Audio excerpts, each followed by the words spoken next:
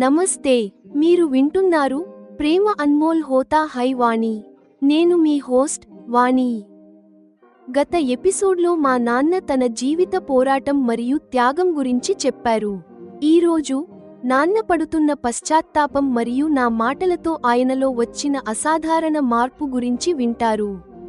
చివరగా నా రాత్రి నిద్రను దూరం చేసిన ఆ నమ్మలేని కాల్ గురించి కూడా వింటారు. తండ్రి కూతుళ్ళ హృదయ మార్పు. పశ్చాత్తాపం మరియు గర్వం. నాన్న తన వైఫల్యాన్ని అంగీకరించారు.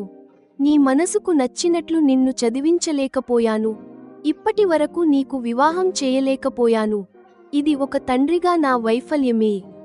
కానీ నేను వెంటనే ఆయన్ని ఓదార్చాను, ఎందుకంటే ఆ పరిస్థితులే ఆయన్ని అసాధారణ వ్యక్తిగా మార్చాయని నాకు అర్థమైంది. టెలిపతికి నిదర్శనం. నేను స్వప్నిల్ను కోరికతో స్మరించుకున్నాను. సరిగ్గా అదే సమయంలో నాన్న నా అమెరికా ప్రయాణం గురించి అడిగారు. నేను ఎంతో ఉత్సాహంతో అక్కడి నా అనుభవాల గురించి వివరించాను. మార్పు ఊహ. నాన్న గర్వంగా ఇలా అన్నారు, నిన్ను తిరుచ్చిలో చదివించి ఉంటే ఈరోజు నువ్వు విజయవంతమైన ఇంజనీర్గా బహుశా అమెరికాలోనే ఉండేదానివి. నాన్న మాటలతో నాకు ఒక నమ్మకం కలిగింది. నేను అమెరికాలో ఉండటాన్ని ఆయన ఇక వ్యతిరేకించరు. ప్రేమ తృప్తి. స్వప్నిల్తో నా వివాహానికి ఇక ఎలాంటి అడ్డంకులు ఉండవని ఆశ కలిగింది. జ్యేష్ఠ మాసపు ఎండల్లో దప్పికగొన్న భూమికి ఆషాఢ్ మాసపు మొదటి జల్లులు ఎలాంటి తృప్తిని ఇస్తాయో, స్వప్నిల్ నావాడు అవుతాడనే ఆశ నాకు అలాంటి తృప్తిని ఇస్తోంది. స్వప్నిల్ గురించి వెల్లడి మరియు నాన్న ఆశ. స్వప్నిల్ పేరు. నా సాహస కృత్యాల ఖర్చుల గురించి నాన్న అడిగారు. నేను నిజం చెప్పాను. రాసీల్ మరిది స్వప్నిల్ నాతో ఉండేవారని, ఆయన చాలా మంచి వ్యక్తని మరియు ఆయనే నన్ను అన్ని సాహసాలకు, క్లాసులకు ప్రోత్సహించారని చెప్పాను. ఆర్థిక వేదన మరియు ఆశ.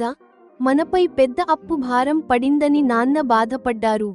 కానీ స్వప్నిల్ నా వయసువాడేనని, ఇంకా పెళ్లి కాలేదని చెప్పగానే తన కూతురికి తగిన వరుడు దొరికాడనే ఆశ నాన్నలో కలిగింది. రాత్రంతా ఆలోచన. నాన్న నిద్ర వస్తోందని సాకు చెప్పారు, కానీ ఈ రాత్రి నేను స్వప్నిల్ గురించి ఆలోచించే దానికంటే ఎక్కువ మా నాన్న ఆలోచిస్తారని నాకు అనిపించింది. ఊహించని కాల్. ఏకాంతం మరియు ప్రేమ. రాత్రి నేను పడుకుని దేవుడు సృష్టించిన ఈ వ్యవస్థ గురించి ఆలోచిస్తున్నాను, ఆయన నా కోసం స్వప్నిల్ను ఎలా సృష్టించారో అని. ఆలోచనలకు విరామం. నేను స్వప్నిల్తో నా ఊహా ప్రపంచంలో విహరిస్తుండగా నా మొబైల్లో స్వప్నిల్ కోసం నేను సెట్ చేసిన రింగ్ టోన్ వినిపించింది. స్వప్నిల్ నాకు కాల్ చేశారు. ఇది నేను అస్సలు ఊహించలేదు. మా ఇద్దరి మధ్య ఉన్న మౌన ప్రేమని మాటల్లో వ్యక్తపరిచే సమయం ఇదేనా? నాన్న తన కూతురిని అమెరికా పంపడానికి సిద్ధపడతారా? అసంపూర్ణ ప్రేమ. తండ్రి దీవెన మరియు ఒక ఉత్కంఠభరితమైన కాల్. ప్రేమ అన్మోల్ హోతా హై వాణి లో మీరు వింటారు. ఎపిసోడ్ 61. పశ్చాత్తాపం, అమెరికా వర్ణన మరియు స్వప్నిల్ పట్ల కొత్త ఆశ. నేను ఏమీ స్పందించకపోవడంతో నాన్నే ఇలా అన్నారు, వాణి, ఈరోజు నిన్ను, నీ పనులను చూస్తుంటే నాకు నాపైనే గ్లాని కలుగుతోంది. నువ్వు నా కూతురివి, ఏ సుగుణవంతుడైన కొడుకు కంటే తక్కువ కాదు అని ఇప్పుడు నేను గర్వంగా చెప్పగలను. నీ మనసుకు నచ్చినట్లు నిన్ను చదివించలేకపోయాను, ఇప్పటి వరకు నీకు వివాహం చేయలేకపోయాను. ఇది తండ్రిగా నా వైఫల్యమే. దీన్ని ఏ విధంగా సమర్థించుకున్నా అది పచ్చి అబద్ధమే అవుతుంది. నాన్న స్వరాన పశ్చాత్తాపం స్పష్టంగా వినిపిస్తోంది. ఆయన మాటలతో నాకు నిన్న రాత్రి కలిగిన ఆలోచన గుర్తొచ్చింది. నాన్న, విధి ముందు మీరు, నేను లేదా మరెవరూ ఏమీ చేయలేము. పాత విషయాలను గుర్తు చేసుకుని బాధపడకండి. మీకు ఎదురైన పరిస్థితుల్లో మీరు చేసిన కృషి మిమ్మల్ని అసాధారణ వ్యక్తిగా నిలబెట్టింది. మీలాంటి బాధ్యత గల తండ్రి లేదా కొడుకు సామాన్యమైన వ్యక్తి కాలేరు. గతంలో నేను ఏం కోరుకున్నానో వదిలేయండి. ఈరోజు నేను ఎలా ఉన్నానో దానిపై నాకు గర్వంగా ఉంది. నేను చాలా సంతోషంగా ఉన్నాను. ఈ నిజం చెప్పి నాన్న బాధని పోగొట్టాలనుకున్నాను. నేను ఇలా కూడా ఆలోచిస్తున్నాను, నేను తిరుచ్చిలో చదివి ఉంటే అలక మేం మరియు రాసీల్ను కలిసేదాన్ని కాదు. స్వప్నిల్ పరిచయం అయ్యేవాడు కాదు. స్వప్నిల్ గుర్తొస్తుంటే నాన్న నా అమెరికా ప్రయాణం గురించి అడగాలని కోరుకుంటున్నాను. అప్పుడే టెలిపతి తన ప్రభావాన్ని చూపింది. వాణి, నీ అమెరికా ప్రయాణం మరియు అక్కడ రాసీల్తో గడపడం సంతోషంగా అనిపించిందా? నాన్న అడిగారు. అలక మేం ఇంట్లో నాన్న అన్న మాటలు గుర్తొచ్చాయి. అమెరికా వెళ్ళిన నా కూతురు తిరిగి వచ్చేసరికి ఎంతో అందంగా, పద్ధతిగా మారిపోయింది. ఆయన అప్పటికే నా ముఖకవళికలు చూసి నేను అక్కడ ఎంత సంతోషంగా ఉన్నానో అర్థం చేసుకున్నారు. చెప్పడానికి మాటలు అక్కర్లేదు. ఆయన ముందే అన్నీ గ్రహించారు. మనుషులు తమకు ఆనందాన్నిచ్చే అనుభవాలను మాటల్లో చెప్పాలని, వినాలని కోరుకుంటారు. ఆ సహజ లక్షణం నాన్నలోనూ, నాలోనూ ఉంది. నాన్న ఇప్పుడు అదే ఉత్సాహంలో ఉన్నారు. నా ప్రయాణం గురించి వివరించి, స్వప్నిల్తో గడిపిన క్షణాలను మళ్లీ గుర్తు చేసుకోవాలని నేను కూడా అనుకుంటున్నాను. నేను నాన్నకు అక్కడ చేసిన పనులన్నీ ఎంతో ఉత్సాహంగా వివరించాను. రాసీల్ కూతురు పరుష్ని చాలా అందంగా ఉంది. రాసీల్ కంటే కూడా అని చెప్పాను.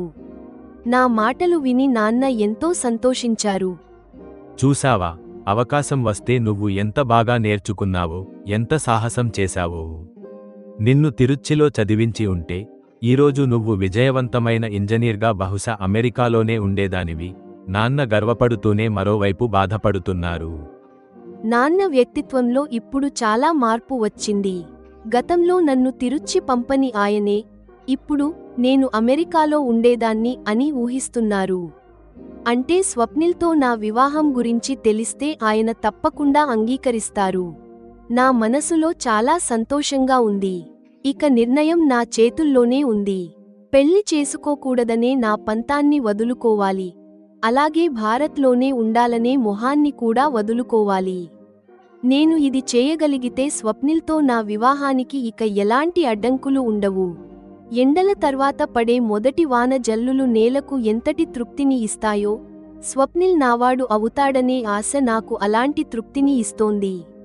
నేను స్వప్నిల్ భార్యను అవుతాను అనే ఊహ నా మనసును నెమలిలా నాట్యం చేయిస్తోంది. నేను నా ఆలోచనల్లో మునిగిపోవడం చూసి నాన్న నా ముఖం వైపు చూస్తూ ఉండిపోయారు. నేను అది గమనించి కొంచెం సిగ్గుపడ్డాను. వెంటనే తేరుకుని ఏమని చెప్పాలా అని ఆలోచించాను. నాన్న, ఎందుకు పాత విషయాలను గుర్తు చేసుకుని పదే పదే బాధపడతారు అన్నాను. ఆయన పశ్చాత్తాపాన్ని పోగొట్టడమే నా ఉద్దేశ్యం. అప్పుడు నాన్న కళ్ళు చెమర్చాయి. ఆయన తన చేతితో కళ్ళు తుడుచుకుని స్థిమితపడ్డారు. వాణి, రాసీల్ ఆపరేషన్ ద్వారా పాపకు జన్మనిచ్చింది కదా. మరి నువ్వు ఒక్కదానివే ఇవన్నీ ఎలా తిరుగుతూ నేర్చుకున్నావు? దీనికి ఖర్చు కూడా బాగానే అయి ఉంటుంది కదా. ఇవన్నీ ఎలా సాధ్యమయ్యాయి? నాన్న అడిగారు. నేను కోరుకున్న ప్రశ్న నాన్న అడిగారు. ఇప్పుడు స్వప్నిల్ గురించి ఎంత చెప్పాలో, ఎంత దాచాలో నిర్ణయించుకోవాలి. నేను నాన్నతో అబద్ధాలు చెప్పను. కానీ ఆయనకు అనవసరమైన అనుమానం రాకుండా ఎంతవరకు చెప్పాలో అంతే చెప్పాలనుకుంటున్నాను. నాన్న, నేను ఎక్కడికి ఒంటరిగా వెళ్లేదాన్ని కాదు. వీకెండ్స్లో రాసీల్ మరిది స్వప్నిల్ నాతో ఉండేవారు.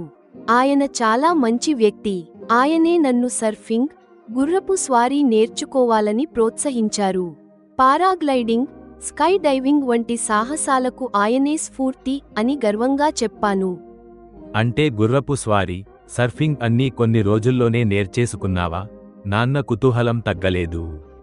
స్వప్నిల్ ప్రతిరోజూ నా కోసం సమయం కేటాయించడం సాధ్యం కాదని ఆయన కూడా గ్రహిస్తున్నారు.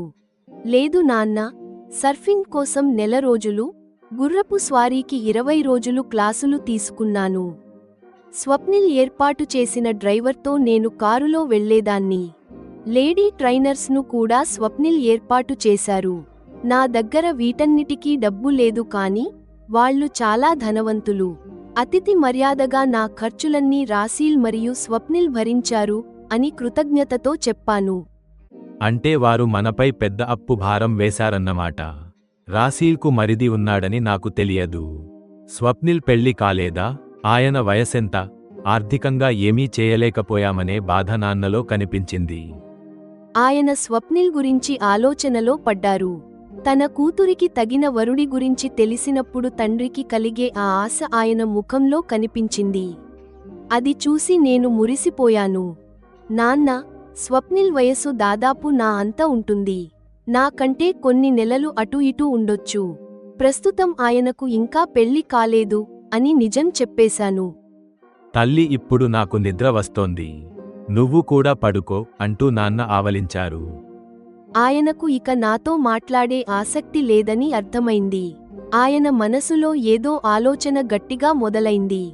ఈ రాత్రి నేను స్వప్నిల్ గురించి ఆలోచించే దానికంటే ఎక్కువ మా నాన్నే ఆలోచిస్తారు. నా గదికి వస్తూ ఈ ఆలోచనతో నవ్వుకున్నాను. నేను మంచం మీద పడుకున్నాను కానీ నిద్ర రావడం లేదు. స్వప్నిల్ గురించి చెప్పినందుకు నాన్న ఏమైనా అనుకున్నారా? కొన్నిసార్లు నేను స్వప్నిల్కు ఎంతో దగ్గరయ్యాను. ఆ విషయాలు చెప్పలేదు. ఏ భారతీయ అమ్మాయి కూడా తండ్రికి అలాంటి విషయాలు చెప్పదు కదా. ఈ అనుమానంతో ఉంటే నిద్ర రాదని పరుష్ణిని గుర్తు చేసుకున్నాను. భగవంతుడు ఈ సృష్టిని ఎంత అద్భుతంగా సృష్టించాడో అనిపించింది. ప్రాణుల సంతతిని పెంచడానికి ఆడ, మగ మధ్య ఆకర్షణని ఎంతో సహజంగా ఉంచారు. ఈ ఆకర్షణ ప్రభావం అమెరికా వెళ్ళాక నాకు తెలిసింది. బహుశా దేవుడే నా కోసం స్వప్నిల్ను సృష్టించి ఉంటారు. అందుకే ఇదంతా జరిగింది. నా మనసు మళ్లీ ఊహల్లోకి వెళ్ళిపోయింది. రాత్రివేళ ఒంటరిగా పడుకున్నప్పుడు ప్రేమికుడి గురించి వచ్చే ఇలాంటి అల్లరి ఆలోచనలు ప్రతి యువతికి కలుగుతాయేమో. ఈ ప్రశ్నలకు సమాధానం వెతకడం కంటే స్వప్నిల్తో నా ఊహా ప్రపంచంలో విహరించడమే నాకు ఇష్టంగా ఉంది. అప్పుడే నా మొబైల్లో స్వప్నిల్ కాల్ రింగ్టోన్ వినిపించింది. నా ఆలోచనలు ఒక్కసారిగా ఆగిపోయాయి. స్వప్నిల్ కాల్ చేస్తాడని నేను అస్సలు ఊహించలేదు. జెమినాయ్ సమీక్ష, సృజనాత్మక మార్గదర్శకత్వం మరియు ప్రదర్శన సూచనలు.